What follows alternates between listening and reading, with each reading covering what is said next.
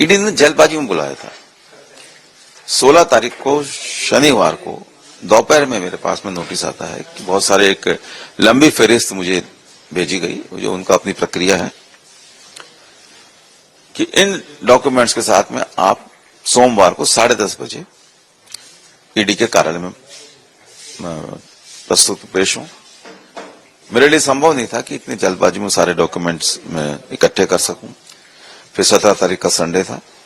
मैंने ईडी को रिक्वेस्ट भेजी है मुझे कम से कम 15 दिन का समय दिया जाए, तो मैं उन सारे डॉक्यूमेंट्स को इकट्ठा करके और फिर ईडी के सामने रख सकूं। उन डॉक्यूमेंट्स के बिना जाने का भी कोई अर्थ नहीं था। वो मैंने रिक्वेस्ट ईडी को भेजी है, उनका जवाब आएगा। उनका जवाब नहीं आया और आप नहीं गए, तो आपको नहीं लगता है कि कोई कड़ी कार्रवाई भी हो सकती है? वो स्वतंत्र है जो करना चाहे। मैं हर तरह की कार्रवाई के लिए तैयार हूं। क्या आपको बताया जाता है ईडी की जो कार्रवाई हुई है, क्या कोई राजनीतिक द्वेष? मैं अभी नहीं जानता, लेकिन मैं ये कह सकता हूं कि ये 2 महीने बाद अचानक ये नोटिस भेज के और बीच में संडे का अंतराल देके मंडे को बुला लेना, अगर संडे नहीं होता तो भी एक दिन में वो डॉक्यूमेंट्स इकट्ठे नहीं हो सकते। मेरे अगर बयान ही लेने के लिए बुलाना था तो मुझे बिना डॉक्यूमेंट्स को बुला लेते, मैं चला जाता। क्योंकि वो डॉक्यूमेंट्स इतने सारे हैं कि उनको इकट्ठा करने में 15-20 दिन लग जाए। सर, आपने कहा 2 दिन का समय दिया गया, लेकिन 2 दिन से पहले कुछ कांग्रेसियों की बीजेपी में एंट्री हुई थी, तब आपका भी नाम था। क्या नहीं जाने का कारण है? मैं नहीं जानता क्या कारण है, पर इतना कह सकता हूं जल्दबाजी में भेजा गया नोटिस। बीजेपी के नेताओं ने संपर्क किया सर आपसे? नहीं, मैं इसको जांच एजेंसियों को, मैंने पहले भी कहा था, जांच एजेंसी अपना काम करें, निष्पक्ष तरीके से करें, बिना किसी दबाव के करें, और जो सच्चाई है उसको सामने लेकर आए। मैं ये कह सकता हूं कि जिन दस्तावेजों की मुझसे अपेक्षा की गई है उनका जेजेएम के किसी भी टेंडर से कोई संबंध नहीं है।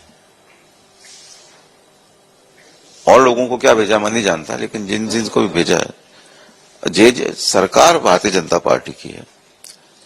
अगर किसी तरीके का जेजेएम में कोई भ्रष्टाचार हुआ, कोई कमी रही, कोई गलती हुई, तो उस पर अब तक कार्रवाई हो जाती है।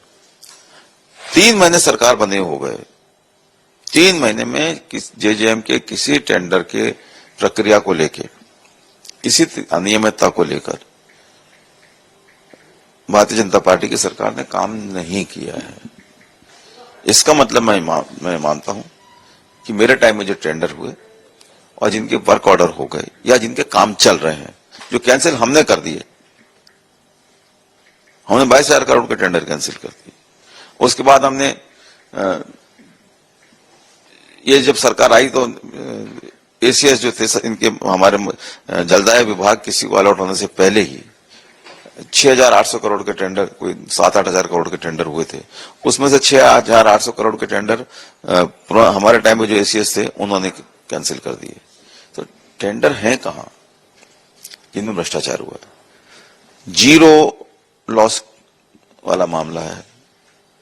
ये कैसे बन गया माहौल, क्यों बन गया, ये आगे पता करेंगे। लेकिन अभी मैं ये कह सकता हूं कि मेरे टाइम में जेजेएम में किसी भी प्रकार का टेंडर प्रक्रिया में किसी प्रकार की कोई गड़बड़ी नहीं हुई, जो कम से कम मेरी जानकारी में हो। क्योंकि टेंडर प्रक्रिया में मंत्री सीधा नहीं जुड़ा हुआ होता, अप्रत्यक्ष भी नहीं जुड़ा हुआ होता।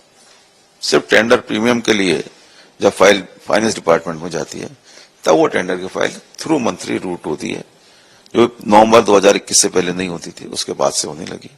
वो भी मंत्री की डिमांड पर नहीं होने लगी, चीफ सेक्रेटरी के एक अंडरस्टैंडिंग की वजह से होने लगी कि इसमें मुख्यमंत्री, जो फाइनेंस मंत्री, वित्त मंत्री भी थे, उनके भी दस्तखत होते हैं, चीफ सेक्रेटरी के भी होते हैं। एक डिपार्टमेंट से दूसरे डिपार्टमेंट फाइल जाती है तो संबंधित मंत्री के भी उसके अंदर दस्तखत हो तो अच्छा है, इसलिए दस्तखत होते हैं। नहीं तो टेंडर प्रक्रिया में पूरी पारदर्शिता है, ऑनलाइन टेंडर होते हैं, एक सिस्टम बना हुआ है, वो सिस्टम कहीं भी नहीं टूटा।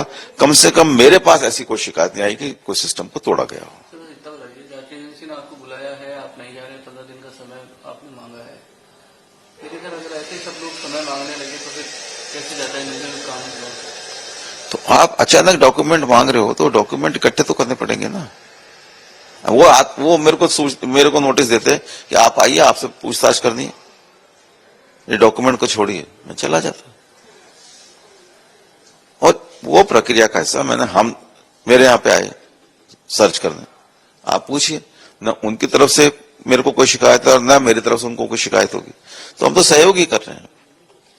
हमने जांच एजेंसी के काम में कभी कोई अड़ंगा डालने की कोशिश नहीं करी, लेकिन हम जा पाए नहीं जा पाए, ये भी हमारा एक प्रक्रिया उसकी भी, कि इतनी बार नोटिस दिया जाता है, इसकी किया जाता है, वो नोटिस का जो समय सीमा होती है उससे पार हो जाता है कि 2 बार दे दिया, 3 बार दे दिया, 4 बार दे दिया, मुझे पता नहीं कितने बार का है, लेकिन उसके बाद अगर नहीं जाते हैं तो फिर किसी तरह की कोई सख्त कार्रवाई की बात होती है। उससे पहले मैं नहीं समझता कोई सख्त कार्रवाई। अगर आप ये वीडियो YouTube पर देख रहे हैं तो हमारे चैनल को सब्सक्राइब करें और बेल आइकन को दबाना ना भूलें। अगर आप Facebook पर ये वीडियो देख रहे हैं तो हमारे पेज को लाइक करें।